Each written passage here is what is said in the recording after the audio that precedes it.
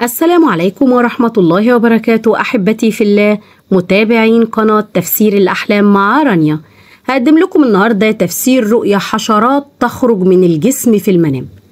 رؤية الحالم في المنام الحشرات بتخرج من جسمه ومن قدمه بالأخص تعد دلالة على كونه يبذل جهدا كبيرا في حياته من أجل توفير حياة كريمة لأسرته بشكل كبير للغاية، ويحصل على الأموال من عرق جبينه. ولو كان الشخص يرى أثناء نومه حشرات بتخرج من الجسم واحدة تلو الأخرى، فتلك إشارة إلى كونه سيتمكن من تخطي الأزمات اللي كانت بتعترض طريقه بشكل كبير، وسيشعر براحة كبيرة بعد ذلك. في حال إن كان الرائي يشاهد في حلمه حشرات تخرج من فمه، فهذا يدل على كونه يقوم بالتحدث بالكثير من الكلام الغير صائب تجاه الآخرين من حوله، وهذا يحزنهم منه بشكل كبير. وإذا كان صاحب الحلم يرى في منامه الحشرات تخرج من الجسد، فذلك دليل على تعافيه من مرض خطير للغاية كان يعاني منه منذ وقت طويل، وسيشعر براحة كبيرة تغمره على أثر ذلك. وفي حال كان الرائي يشاهد في حلمه حشرات تخرج من جسده وكانت تمتص دماؤه، فذلك يعبر عن وجود شخص في حياته في تلك الفترة بيتقرب منه بشكل كبير لكي يحصل على المنافع من خلفه، ويجب عليه عدم السماح لأي شخص باستغلاله بتلك الطريقة الخبيثة.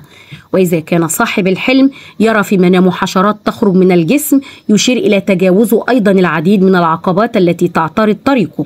ولو كانت متزوجة وشاهدت الحشرات تخرج من الجسم، تعد دلالة على تمكنها من تجاوز العديد من العقبات اللي كانت بتعترض طريقها أثناء سيرها نحو بلوغ الأهداف، وستتمكن من بلوغ مرادها إن شاء الله. إذا شاهدت في نومها الحشرات تخرج من الجسم وكان أغلبها صراصير، فهذا يشير إلى وجود الكثير من الأعين المتربصة ليها ولحياتها، وعليها تلاوة الرقية الشرعية والأذكار حتى تتجنب التعرض لأي مكروه.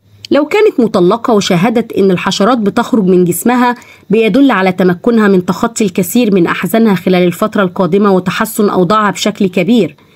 أيضا رؤية خروج الحشرات من جسد الحامل في المنام دلالة على كونها ستعاني من بعض المشاكل في حملها، ويجب عليها أن تكون حذرة بشكل كبير.